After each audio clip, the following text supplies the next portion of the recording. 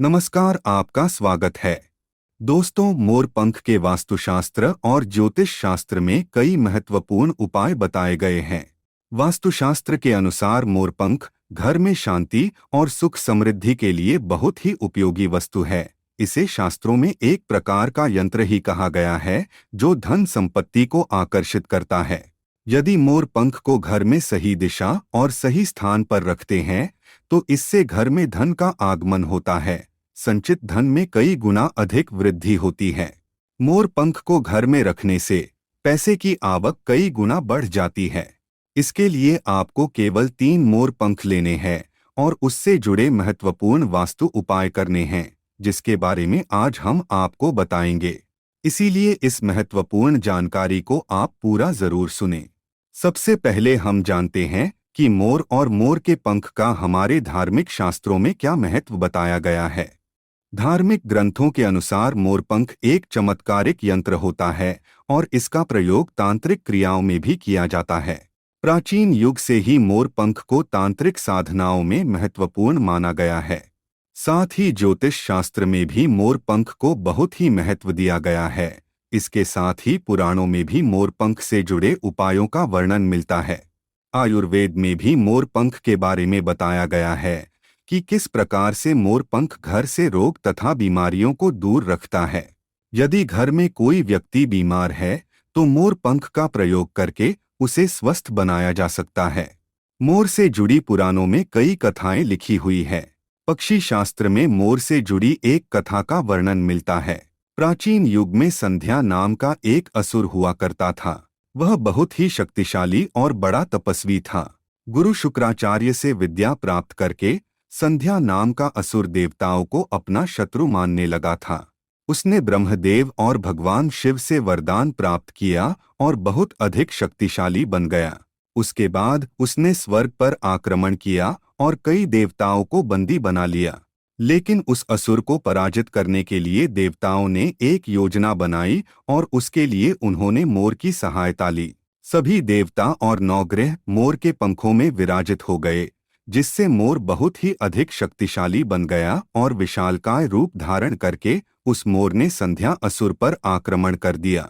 इस युद्ध में संध्या असुर का वध हो गया और देवताओं को उनका आधिपत्य फिर से प्राप्त हुआ। सभी देवताओं ने मोर की प्रशंसा की और उसे भी पूजनीय होने का वरदान दे दिया। तभी से मोर को बहुत ही पवित्र माना जाता है। जिस स्थान पर भी मोर पंख होता है वहां पर 9 ग्रहों का अशुभ प्रभाव नहीं पड़ता है।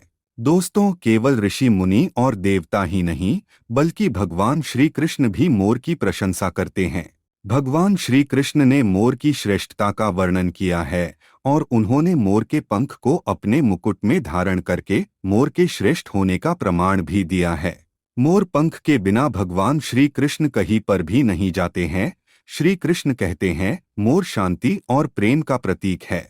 मोर सुख समृद्धि का भी प्रतीक है। मोर का पंख मनुष्य की हर प्रकार की नकारात्मक शक्ति से रक्षा करता है। केवल हिंदू धर्म में ही नहीं बल्कि दुनिया के सभी धर्मों में मोर को विशेष महत्व दिया गया है। प्राचीन लोग मोर पंख की अद्भुत शक्ति के बारे में जानते थे, इसीलिए सभी धर्मों के ग्रंथों में मोर को महत्वपूर्ण स्थान दिया गया है। हिंदू धर्म में मोर को धन की देवी माँ लक्ष्मी, विद्या की देवी सरस्वती, भगवान श्री गणेश, हनुमान जी तथा कार्तिकेय जी से भी जोड़कर देखा जाता है। माँ लक्ष्मी को सुख समृद्धि और संपन्नता की देवी माना जाता है। मोर पंख का प्रयोग करके माँ लक्ष्मी को प्रसन्न किया जा सकता है और सुख संपन्नता को प्राप्त किया जा सकता है। यदि मोर पंख के साथ आप अपने घर में बांसुरी रखते हैं तो इससे परिवार में प्रेम और सौहार्द बना रहता है। दोस्तों, हमारा घर एक मंदिर की तरह होता है। अगर इसमें रहने वाले सदस्य रोज आपस में झगड़ा करने लगे तो यह मंदिर कम, युद्ध का मैदान अधिक लगने लगता है। घर में क्लेश और झगड़े होने के कई कारण हो सकते हैं, लेकिन सबसे बड़ा कारण होता है घर में नकारात्मक ऊर्जा का प्रवेश करना। लेकिन हमारे घर में ये नकारात्मक ऊर्जा आखिर कहाँ से प्रवेश करती है और इस नकारात्मक ऊर्जा को दूर करने के लिए कौन से उपाय करने चाहिए? वास्तुशास्त्र के अनुसार प्रत्येक घर में नकारात्मक ऊर्जा फैलाने वाली चीजें मौजूद होती हैं। इन वस्तुओं के बिना हमारा घर चल नहीं पाता है। इन वस्तुओं को तो हम घर से बाहर नहीं निकाल सकते हैं, लेकिन उस नकारात्मक ऊर्जा को अवश्य बाहर निकाल सकते हैं। इसके लिए हमें मोर पंख का प्रयोग करना चाहिए। इसके लिए मोर के पंखों को आप अपने घर पे खूब जोर जोर से हवा में हिलाएं। इससे आपके घर की जितनी नकारात्मक ऊर्जा है वो आपके घर से बाहर हो जाएगी।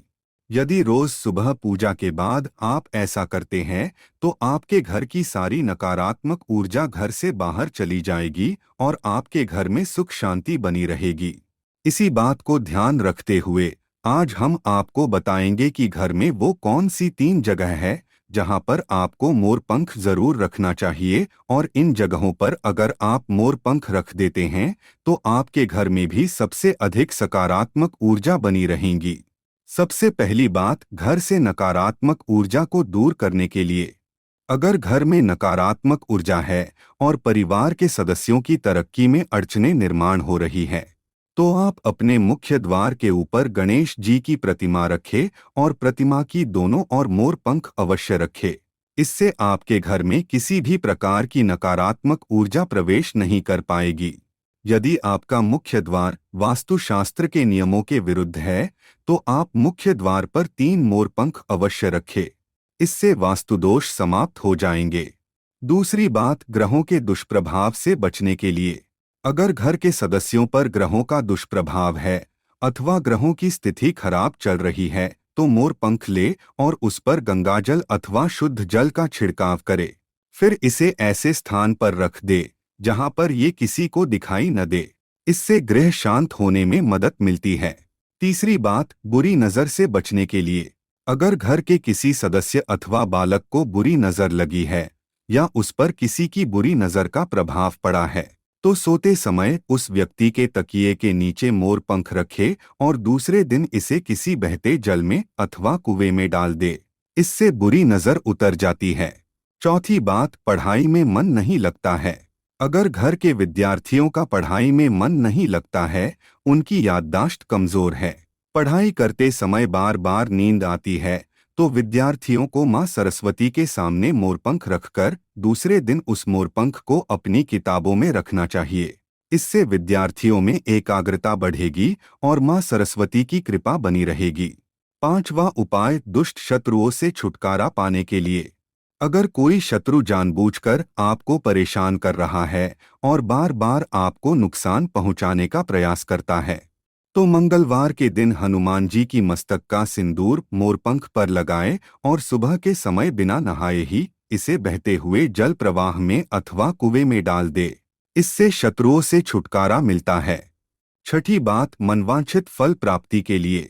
अगर मन की कोई इच्छा अधूरी है, कई दिनों तक कोशिश करने के पश्चात भी मन वांछित फल प्राप्त नहीं होता है, कार्यों में बार बार रुकावट आ रही है, तो आप राधा कृष्ण के मंदिर में जाकर भगवान श्री कृष्ण को मोर पंख चढ़ाएं अथवा घर में ही श्री कृष्ण की मूर्ति पर मोर पंख लगाएं और अपनी इच्छा उनके सामने प्रकट करें। 7वीं बात, अगर पति पत्नी के बीच तनाव हो। अगर घर के अंदर क्लेश है, पति पत्नी के बीच बार बार झगड़े होते हैं, आपसी प्रेम कम होने लगा है, तो उनके बेडरूम में दक्षिण पूर्व की दिशा में मोर पंख रख देना चाहिए। इससे दोनों के बीच में प्रेम बढ़ेगा और आपसी मनमुटाव कम होगा। 8वां उपाय, धन में वृद्धि के लिए। अगर धन की कमी है, अचानक धन खर्च हो जाता है, तो घर में तिजोरी अवश्य बनाएं। तिजोरी रखते समय ध्यान रहे तिजोरी को पश्चिम की दीवार पर सटाकर रखे और उसका मुख पूर्व दिशा की ओर हो। इससे देवराज की कृपा दृष्टि बनी रहेगी। साथ ही मां लक्ष्मी की पूजा में मोर पंख रखकर उसे तिजोरी में रखे। इससे घर में सुख समृद्धि आती है और धन की कमी महसूस नहीं होती है। यदि धन की समस्या आ रही है तो घर के अग्नेय कोण में अर्थात दक्षिण पूर्व दिशा में अपनी कमर से ऊपर कंधे की ऊंचाई पर 2 मोर पंख शुक्ल पक्ष में लगाएं। जल्दी ही धन प्राप्ति के नए अवसर प्राप्त होने लगेंगे। 9वां उपाय, आप किसी भी शुभ दिन मोर का एक पंख लेकर घर के किसी ऐसे स्थान पर रखें जहां पर आने जाने वाले लोगों की नजर सबसे ज्यादा पड़ती है। असल में मोर का पंख नकारात्मक ऊर्जा को अवशोषित करता है। इसलिए आपको इसको ऐसे स्थान पर लगाना चाहिए जहां ये सभी को नजर आए। मोर के पंख का ये उपाय न सिर्फ आपको बल्कि आपके घर के सदस्यों के जीवन में भी सुख और समृद्धि जरूर लेकर आएगा।